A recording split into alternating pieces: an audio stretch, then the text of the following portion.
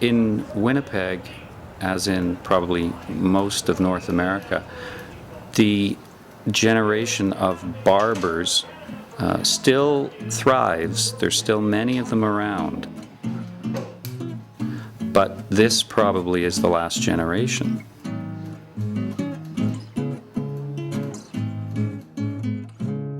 Keep the camera rolling while I'm cutting his hair. You're going to use as much film as they used in Gone with the Winders. My name is William Sayak. I'm a barber, and my shop is at 180 King Street, Unit 101.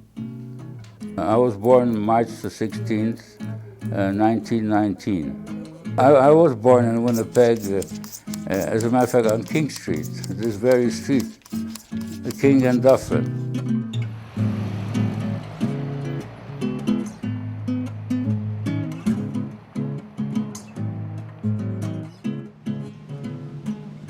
I'll tell you what, you go in this city of Winnipeg and find somebody who can take the hair out of your ears with a straight razor. And the only guy you'll find is right here. You don't think anybody else does it? Nah, you don't know how.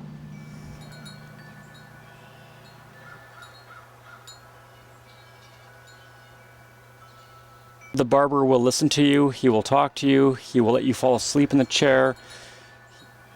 He will inevitably become a friend. It's a very therapeutic time, ultimately a very relaxing time of your day.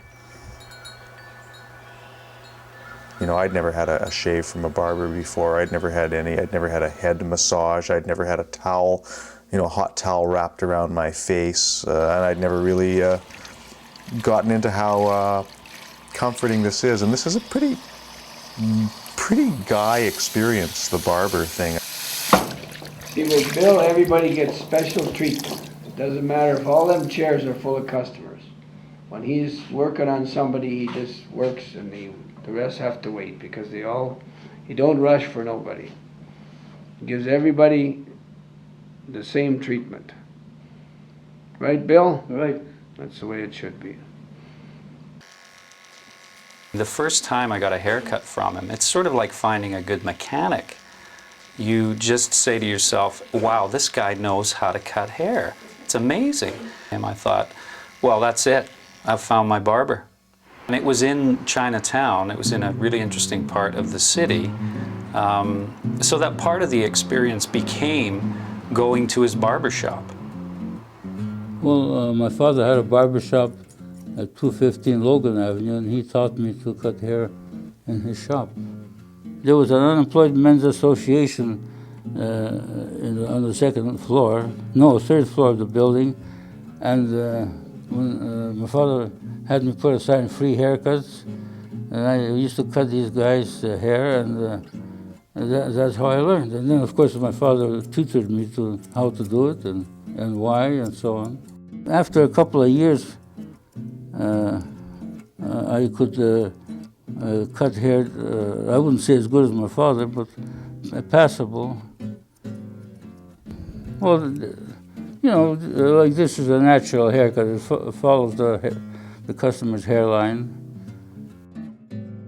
My father was a tough taskmaster. But you learn, you know, if somebody is tough teaching you, you learn faster, I think. But he was quite intolerant, you know, like he could do it, why can't you?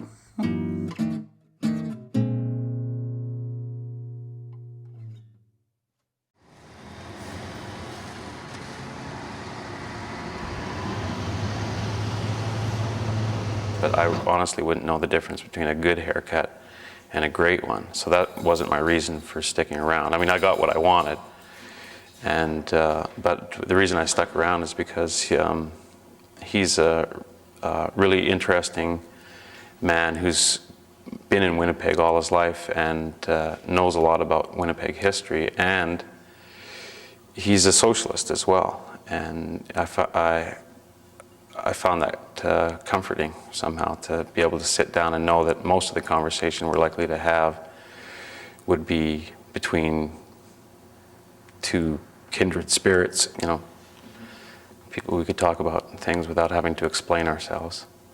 And I knew from, you know, even before I came to Winnipeg, that Winnipeg was a bastion of socialism, you know, and not just communist socialism, but sort of NDP and CCF socialism, you know, sort of, this was the heartland. My parents were more CCF and communist. And when you use the word communist, never mind what happened in Russia. The communists here, they were always fighting for the working man, just like the CCF was. Like, you got to learn about that life isn't just the way they teach you only in school, you know. My parents belonged to the Ukrainian Labor Temple on McGregor and Pritchard. We were on McGregor and Pritchard, but kitty cornered from them. And because they couldn't afford the new equipment that was coming in, the talkies, they were still, well, they could rent old classics for a song, really, in those days, and show them to the public and charge a very low price. And I saw lots of films.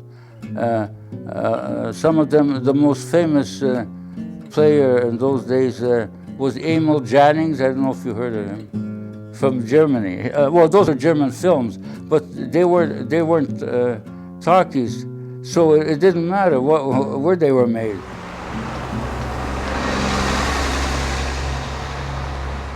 There was a lot of picture shows. There's the Regent Theater, the Starland, the Colonial Theater, and here we used to sneak into the Columbia Theater. That's on this side of Logan Avenue. But it was on Main Street. These are all Main Street theaters. We used to sneak in by the back door.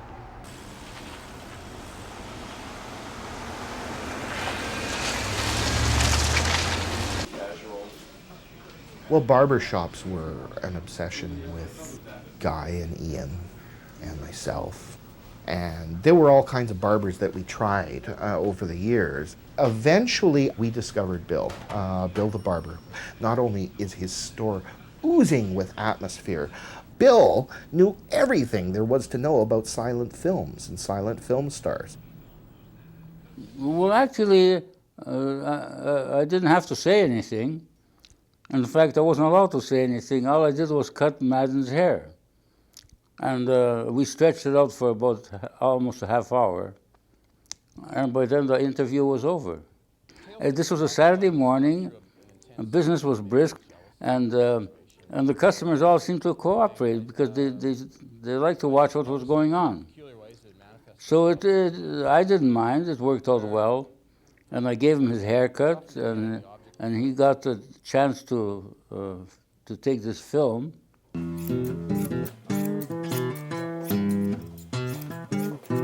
Well, it was like living in a gypsy camp or something. Yeah, well, because there's people running back and forth.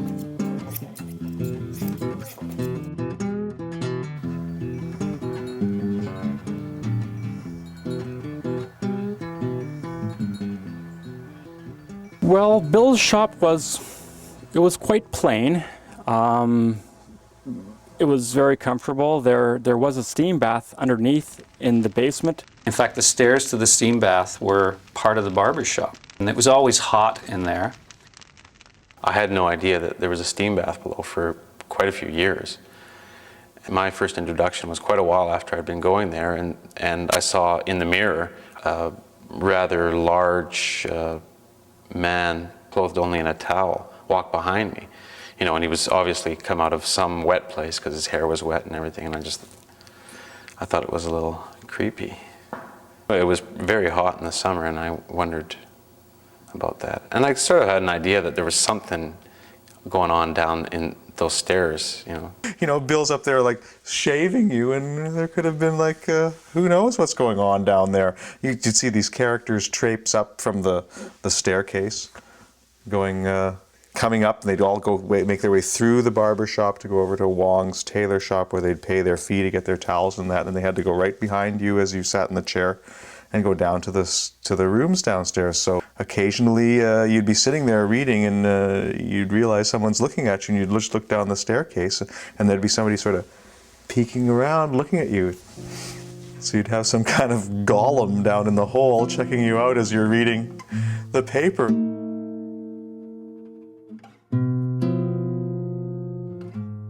I don't like to. I don't like to look back on. That was a bad time for me. It took me quite a while to get over that fire. So. It was for no benefit, for no gain of anybody. It caused a terrible loss of many a livelihood. Some crazed bathhouse patron started a fire in the basement of the steam bath.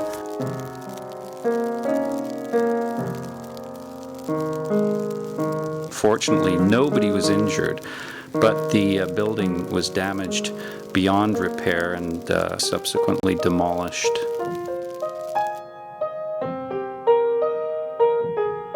He'd lost everything. The barbershop was literally like burned off the face of the earth. There was just nothing. The whole morning and that whole day, everybody that I know who uses Bill as a barber, we were all talking to one another, and it was just this real mutual concern about what was going to happen with Bill and what was going to happen to the barber shop. I phoned him as soon as I got back to work. I didn't, what are you going to say? I said I was sorry to hear about it, and then I asked if he was going to had intended to start up a new shop, and he said, he didn't hesitate. He said, yeah. You know, this was really his sense of place and what he is as being a barber, and he told us right off the hop that he wanted to continue barbering. So we just said, whatever we can do to get you back in business, we'll do. And he seemed to be very warm to the idea, but we'd also, as it developed, we realized that whatever we had to do to get him back in business was everything. The fire. Yeah, December the 8th. Completely destroyed the place? Yeah, his barbershop was in a block which also contained a steam bath, a tailor's, a laundry, and a grocery store. All the important little neighborhood businesses. Yeah, it was really a tragedy, and so he actually is going to start up business, hopefully in February, in a building not too far away in the Chinatown district where he worked, so we're very happy about that. But you're helping him along here? Yeah, we're having a Bill Appreciation Night. We're running a classic Winnipeg social, and for your national listeners, I don't know if you'd know what a social is. It's sort of an organized party with a heart. Celebrate something, whether it's a wedding or a retirement. Usually there's a money-raising component, so we're fundraising for Bill.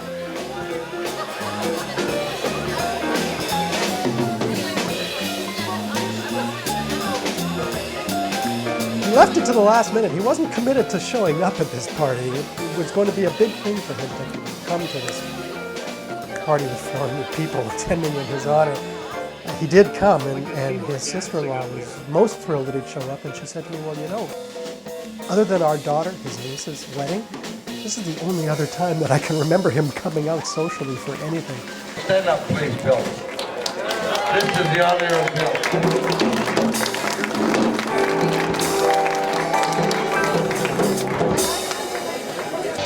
Yes, they all come to see me in the shade of the old oak tree as they lay beneath the green, green grass of home.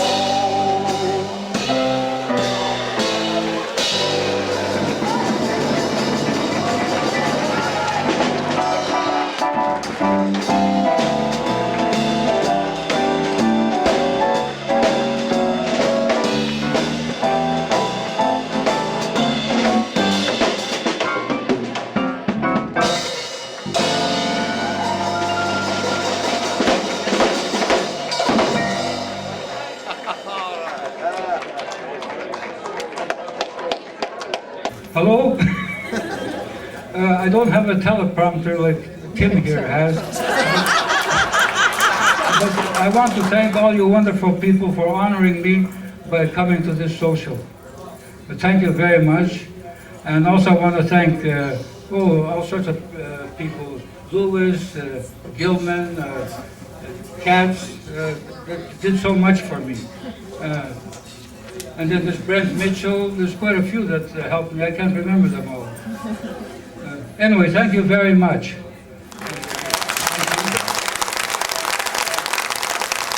The social consisted of his clientele, which run the gamut from the Main Street clientele and the guys that have been seeing him for decades to the arts community, the business community, and they were all there at the social. It was great. It was a real success.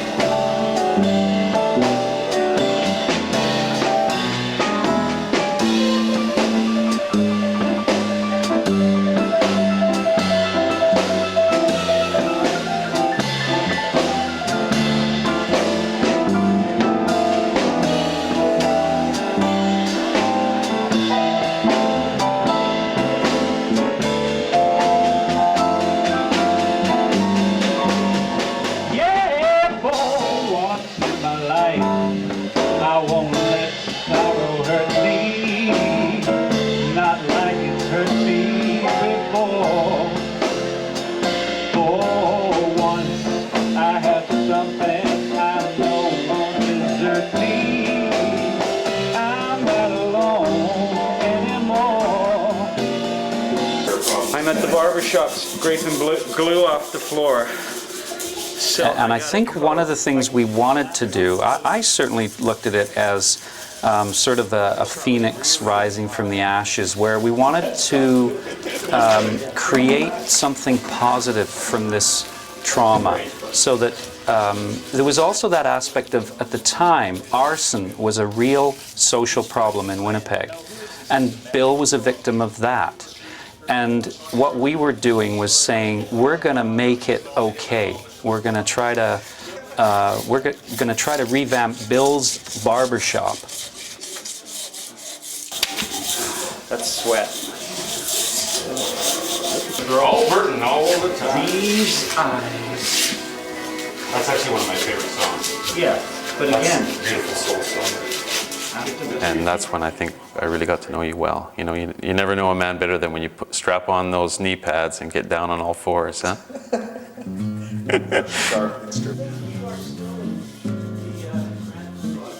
I can't say that he exactly welcomed the help with open arms. He was certainly thrilled that people wanted to help him, but he was quite resistant to our efforts. I think he was of a mind that if he couldn't simply have the shop exactly the way it was the day before it burned down, that he didn't want to have a shop at all, that it wouldn't be the same, and he was afraid that his customers would all be dispersed and that somehow the whole feel of it would be gone. And I suppose to some extent he was possibly right, but I think I certainly felt, and I think a lot of us agreed, that it was important to get him back to work, not just for ourselves, but so that he could survive, so that he could keep going. And I think to some extent we had to drag him along kicking and screaming with the plans, because he, at best, was not particularly helpful, and at worst was getting in the way with some of our efforts to get him back to work. well, it's a nice sign, and until we get a barber pole, it's the only thing that's going to indicate. So it was a Saturday when there was everybody who'd done the work on the shop was there, and the idea was for Bill to come down and sort of ease into the idea of his new shop, and at the same time that we could all get some haircuts.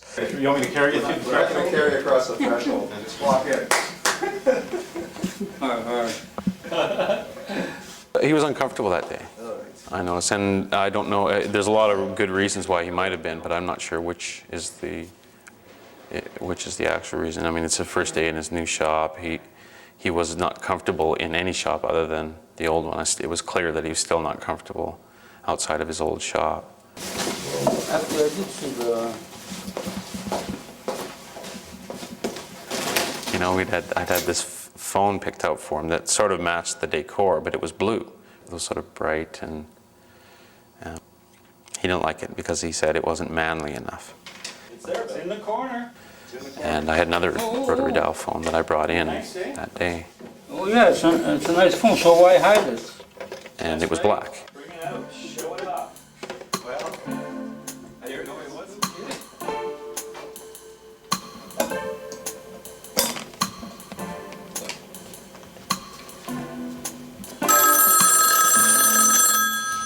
What a nice ring. Hello?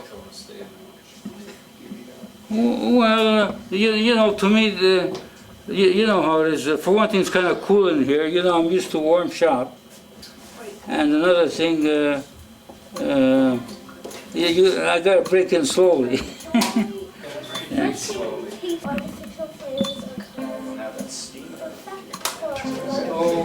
it up with the steam. I set the temperature way up, so it'll go up. How do you know it'll go up? Well, I trust in technology. So far, I haven't felt a difference. We were talking about putting a steam bath in. Well, I don't know what to say, because if it's going to stay cool, I don't want to stay all afternoon anyway, you know, because I just came down, thought I'd do a couple of haircuts and bugger off, you know. Yeah. So is it white? And once again, he was kind of difficult that day. You know, he was. I don't know. It was fun, but he wasn't as grateful's the wrong word, but happy to be back as we would have thought he would be. And I guess again, you think, oh, you know, he's just coming into this shop and this fire, but there was this edge to him that I hadn't seen before, and he would seem to obsess a lot.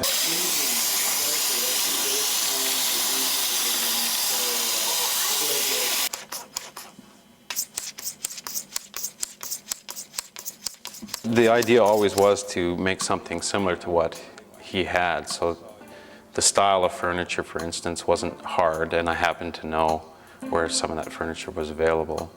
The color of the wall ended up being a little bit of a dicey issue. A little scissor work.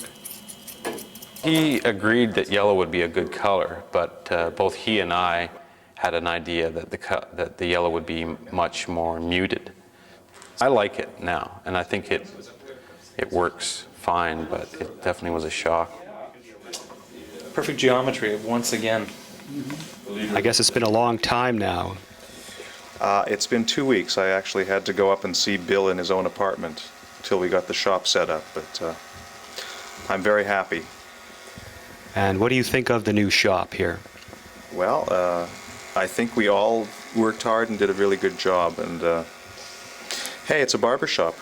Welcome to the barber shop. Thank you. Congratulations on reopening. Thank you very much. Thank you for dropping in. We got Glenn Murray, the mayor of Winnipeg, to come down and have his hair cut by Bill. And the media was there. There was a couple of television stations covering it. A lot of people were around, and it was just a big event. And Bill said he'd cut a couple of aldermen in the past, but he'd never cut a mayor's head. So it's actually called John's Barber Shop, eh? Well, my father was John. Your father was John. He started the shop in 1922 on Logan Avenue. No, yeah, that's right, Logan Avenue, about half a block from Main Street. Wow. And that building is still standing, whereas all the buildings I've been in have been torn down. So did you expect to be a barber? Did you like it, watching it grow up, or? No, not particularly. No? But you don't want to lie to me now, eh? Just make me feel good. But my father said I should make myself useful and earn something for the family, so yeah, he taught me the trade. Yeah.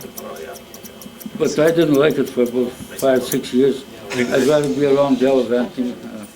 The mayor was good. I thought the mayor was a good sport.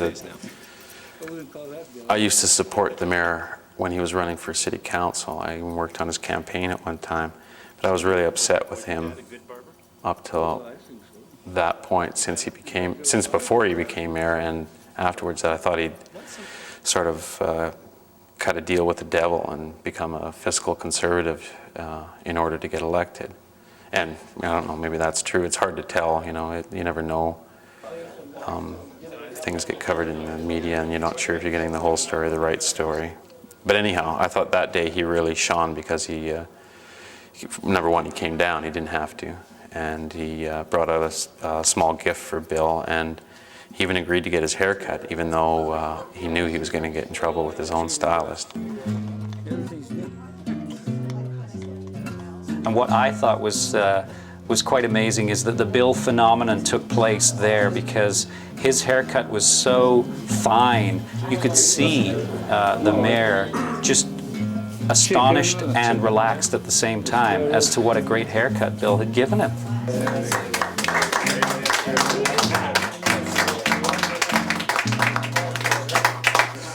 There was Bill. He had his grand opening and he was back in business. And that's how we left it. I went on a 2-week vacation, and when I came back I found out Bill was in the hospital.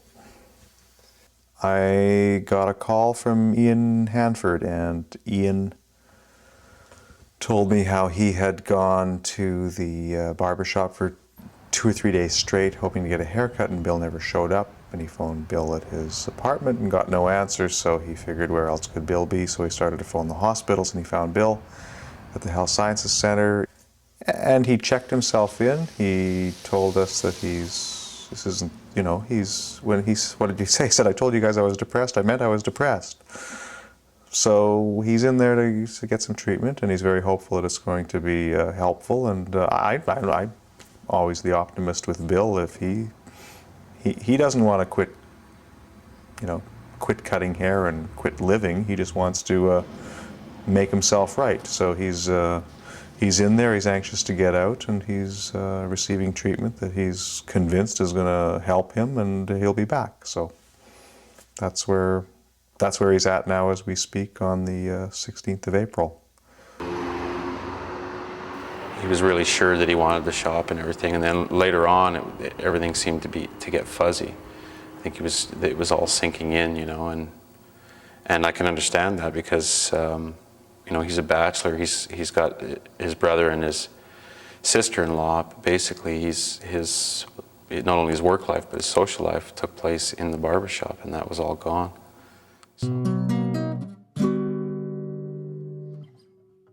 As a matter of fact, because of the fire, I was very, very depressed at that time. I didn't feel like doing anything. In fact, I wouldn't be in this shop today if Joel and Gilman and Lewis and they all got together, and I wasn't in on it, you know. But they set the whole place up just as you see it. Like Brent, he did all the, everything. He laid the floor and painted it and built this cabinet. Now, you know, and none of the things that they did cost me a cent. You know, they really went all out. That couldn't happen again in 100 years. It's just the way it went. If I stayed home, I can't see myself staying home, and I live alone, and it would be pretty tough to just sit around all day or just go to a mall and look at the people. And I'd much rather keep doing this for as long as I can, and it's worked out well so far. I think retirement can happen at a young age or an old age. Bill certainly chooses to be a late retiree, and I really like that, and I support that. This is for the aroma. Oh. So you'll give off a good aroma. Yeah. You'll be getting the babes now. Yeah. Are you implying that I didn't get them before? Lucky guess. Well, I don't think I put anything on your hair last time. No, I had no smell at all, or possibly a negative smell. But now, look out, girls in Winnipeg. Really That's right.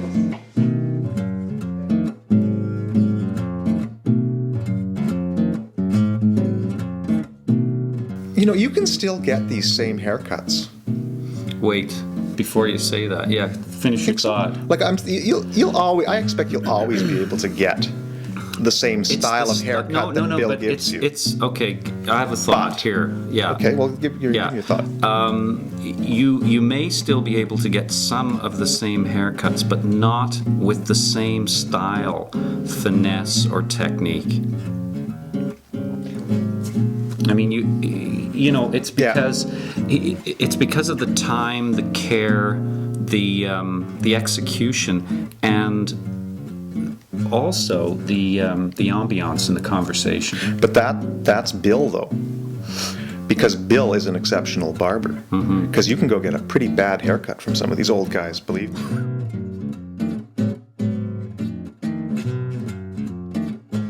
Good, Bill.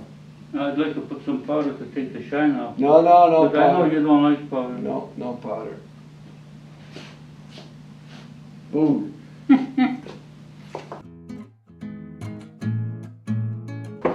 See, usually we're having a conversation going, and the music in the background. Yeah.